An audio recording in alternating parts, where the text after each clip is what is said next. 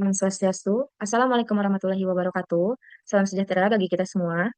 Baik, jadi hari ini kami akan mempresentasikan hasil evaluasi efektivitas investasi TI pada PT Indosat Tbk, yang dimana di sini menggunakan pendekatan IT Balance Scorecard. Baik, sebelum kita menuju ke materi, izinkan saya untuk memperkenalkan anggota kelompok saya, yang dimana terdiri dari diri saya sendiri. Perkenalkan, nama saya Arsya Ramadhani dengan NIM 24150911110. Lalu ada rekan saya, Putu Ari Krisnayani dengan NIM 24150911111. Lalu, Ayanya Malaysia Amadea dengan NIM 24150911114. Nah, seperti yang kita pahami, teknologi informasi itu bukan lagi hanya sekadar biaya operasional pendukung, melainkan ini tuh mesin utama yang menghasilkan pendapatan bagi perusahaan. Nah, untuk PT Indosat Tbk ini atau yang biasa kita sebut IOH, ini sekarang sedang melakukan transformasi besar-besaran untuk menjadi sebuah AI native telco, yang dimana transformasi ini menuntut pengeluaran modal infrastruktur yang sangat masif. Yang di mana pada tahun 2024 saja angkanya itu sudah mencapai 12,5 triliun. Nah, mengingat besarnya dana yang dikelola, diperlukan juga sebuah evaluasi yang terstruktur untuk memastikan bahwa setiap investasi yang dikeluarkan itu benar-benar berdampak positif dengan arah bisnis perusahaan. Nah, dari kondisi tersebut, presentasi kami ini difokuskan untuk menjawab sejauh mana efektivitas investasi TI yang dilakukan oleh IOH jika kita nilai dari 4 perspektif IT Balance Scorecard. Kami juga menganalisis apakah strategi investasi teknologi ini sudah benar-benar selaras nih dengan strategi bisnis utama mereka. Dan tujuan akhir dari pemaparan ini itu untuk membedah pencapaian perusahaan, mengidentifikasi kesenjangan atau gap yang mungkin terjadi di lapangan, serta merumuskan rekomendasi strategis agar perusahaan itu dapat terus mengoptimalkan nilai pengembalian dari investasi infrastruktur yang telah mereka bangun. Oke, langsung saja ke profil dari PT Indosat ini. IOH ini itu merupakan operator telekomunikasi terbesar kedua di Indonesia, yang dimana lahir pada penggabungan antara Indosat Ooredoo dan Hutchison 3 Indonesia pada awal tahun 2022 lalu. Lalu perusahaan ini itu bergerak dengan visi besar untuk menjadi perusahaan telekomunikasi digital yang paling dipilih oleh masyarakat Indonesia. Nah, di sini kita bisa lihat visi misi mereka, yang dimana misi mereka itu sangat jelas, yaitu menghadirkan pengalaman digital kelas dunia nih, yang mampu memberdayakan masyarakat. Untuk mewujudkan hal ini, operasional bisnis mereka kini berporos pada integrasi kecerdasan buatan, yang dimana bergerak perlahan dari model telco tradisional menuju infrastruktur yang sepenuhnya berbasis cloud. Lanjut, kalau misalnya nih, kita membedah lebih dalam mengenai ke mana arah aliran dana investasi IOH ini, di sini tuh terlihat jelas bahwa fokus utama mereka adalah memperkuat infrastruktur fisik yang menjadi tulang punggung operasional. Di saat yang bersamaan, terdapat indikasi kuat adanya pergeseran cara belanja perusahaan pada sektor perangkat lunak, yang dimana mereka mulai beralih dari pembelian lisensi besar di awal menuju model berlangganan atau layanan cloud. Nah, untuk secara menyeluruh, kombinasi antara perluasan jaringan fisik yang masif, kepemilikan lisensi spektrum, dan peluncuran pusat operasi cerdas berbasis kecerdasan buatan, itu telah membentuk fondasi ekosistem digital yang sangat amat solid ya bagi IOH di tahun 2024. Nah, di IOH sendiri, investasi TI itu bukanlah inisiatif yang berjalan sendiri, melainkan turunan langsung dari strategi bisnis perusahaan. Untuk mendominasi pasar konsumer, mereka ini mengarahkan dana besar untuk memodernisasi jaringan 4G dan 5G, serta menyempurnakan aplikasi digital bagi pengguna. Nah, untuk sementara itu, melayani segmen korporasi yang nilainya sangat tinggi, IOH itu membangun platform dana terpadu dan berkolaborasi erat dengan raksasa teknologi dunia guna menyediakan layanan konektivitas private dan infrastruktur komputasi awan yang sangat andal. Nah, dari fondasi ini, ini tuh berawal dari orientasi masa depan, yang di mana investasi difokuskan pada pelatihan SDM dan kemitraan teknologi untuk membangun kapabilitas dasar. Kapabilitas internal yang kuat ini kemudian itu menciptakan keunggulan operasional ya, yang di mana ini akan memastikan jaringan berjalan tanpa adanya insiden kebocoran data. Lalu operasional yang andal secara otomatis memberikan pengalaman terbaik bagi pengguna nih, yang tercermin dari tingginya skor kepuasan jutaan pelanggan mereka, yang dimana pada akhirnya pelanggan yang setia dan bahagia inilah yang mengalirkan kontribusi nyata bagi perusahaan berupa pencapaian pendapatan puluhan triliun rupiah dan peningkatan profitabilitas yang signifikan. Baik, sekian pemaparan dari saya. Selanjutnya akan dilanjutkan oleh rekan saya. Waktu dan tempat dipersilakan. Terima kasih.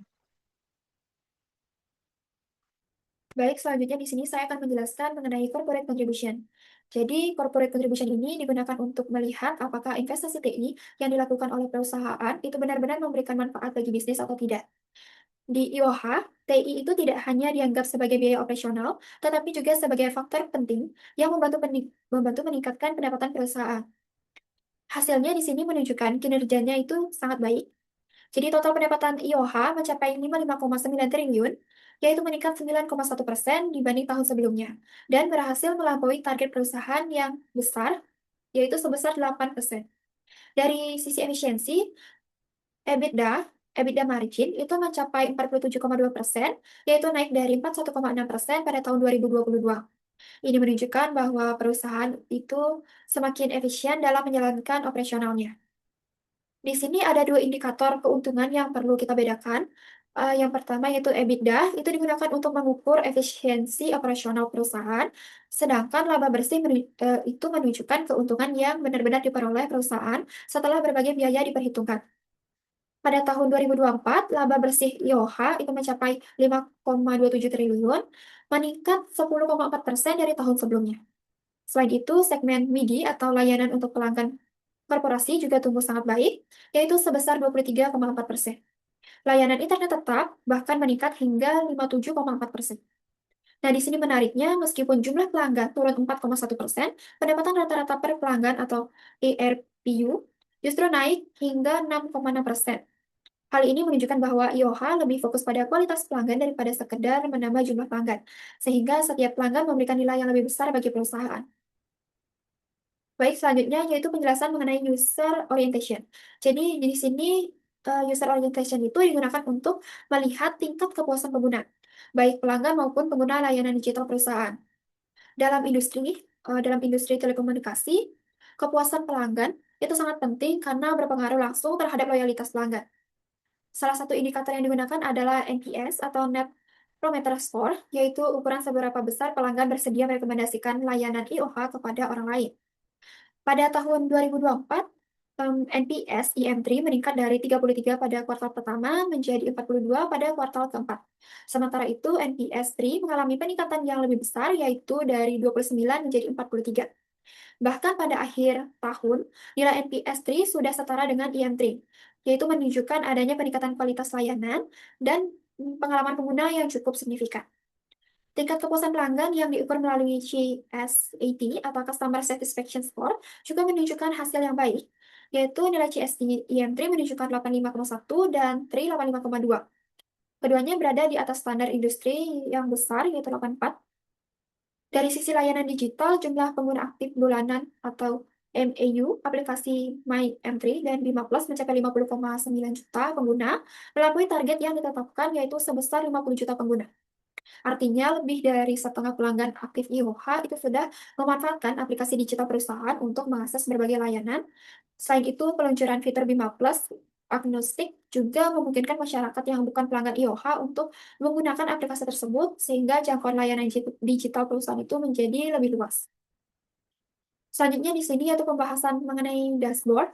Jadi dilihat dari keseluruhan dashboard, itu perspektif corporate contribution dan user orientation itu menunjukkan hasil yang sangat baik. Jadi seluruh KPI pada kedua perspektif ini berhasil mencapai target yang ditetapkan sehingga tidak ada indikator yang masuk kategori perlu dipantau maupun belum tercapai. Nah, hal ini menunjukkan bahwa investasi TI yang dilakukan IOH tidak hanya memberikan dampak positif terhadap kinerja keuangan perusahaan, tetapi juga berhasil meningkatkan kepuasan pelanggan. Dengan kata lain, pemanfaatan teknologi di IOH telah mendukung pertumbuhan bisnis sekaligus menciptakan pengalaman yang lebih baik bagi pelanggan. Baik, mungkin sekian penjelasan dari saya. Selanjutnya akan dilanjutkan oleh teman saya.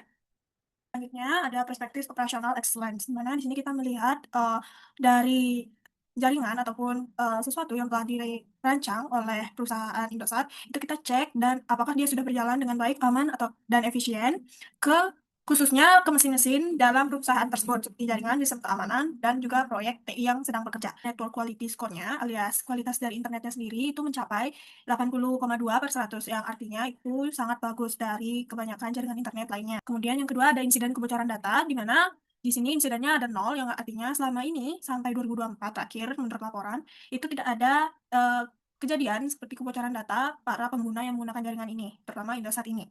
Menara BTS ataupun menara jaringan 4G itu terpasang sebanyak 196.348 unit BTS yang ada di Indonesia. Jadi sejauh ini sebanyak inilah menara jaringan Indosat telah terpasang untuk yang kualitas 4G. Dan hal ini itu naik dari tahun sebelumnya, sebanyak kenaikannya itu adalah 9,6% dari tahun 2023. Jaringan 5G itu sudah terpasang di Indonesia sebanyak 107 unit menara pancar jaringan 5G. Dan itu mengalami sebelumnya, yaitu sebanyak sekarang adalah 18,9%. Dan Indosat sudah merancang pendeteksi kendala ataupun gangguan yang bisa dialami, yang bisa terjadi dengan bantuan AI, integrasi AI. Dari sebelumnya, ketika ada kendala jaringan ataupun permasalahan, itu mereka mendapatkan laporan dulu, baru langsung menganalisis dan melakukan perbaikan. Sedangkan dengan bantuan AI ini, perusahaan Indosat akan bisa mendeteksi lebih dulu. Jadi ibaratnya antisipasi sebelum memang kendala. Jadi sebelum sampai ke pengguna masalah ini, mendeteksi lebih dulu dan melakukan perbaikan gitu. Ini adalah peraturan ataupun kontrak dari pemerintah sendiri ataupun hukum yang memang harus diperbarui untuk menjaga data dari pengguna. Dan di sini mereka 1 bulan lebih awal memperbarui kontrak dan sebanyak 301 kontrak diperbarui. Kemudian untuk yang lakukan sebelum target pembaruan gitu. Pelatihan.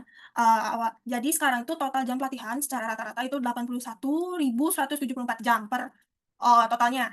Jadi itu mengalami kenaikan dari tahun sebelumnya, ada tahun 2023 segini dan tahun 2022 segini. Kemudian selanjutnya itu rata-rata jam per karyawan. Jadi ini maksudnya adalah rata-rata mereka belajar per karyawannya. Ini sudah sesuai target, bahkan melebihi. Selanjutnya adalah biaya pelatihan, turun dari tahun sebelumnya itu adalah 18 juta dan sekarang menjadi 14,7 pegawai yang keluar dari perusahaan Indosat ini ataupun PT Indosat ini. Dan tercatat hanya 1,4%, yang umumnya bisa sampai 5%, umumnya yang emang sudah parah banget gitu. Target mereka tuh tercapai sejauh ini dari rancangan awal yang mereka targetkan. Di sini ada corporate contribution, ada 3/3. Ini lebih terhadap pegawai mereka. Kemudian operational excellence ini ada 1 tadi ya, nanti akan dibahas. Ini 4/5. Kemudian user orientation ini kepada pengguna yang akan menggunakan jaringan itu 3/3 tercapai. Future orientation itu rancangan kedepannya sudah excellent, sudah terlaksanakan 5/5. Yang memancarkan sinyal 5G itu masih sedikit jika dibandingkan dengan yang 2G dan juga 4G yang sampai ribuan. Sedangkan yang 5G itu hanya 107 saja menara yang dibangun. Dan ini harus ditingkatkan.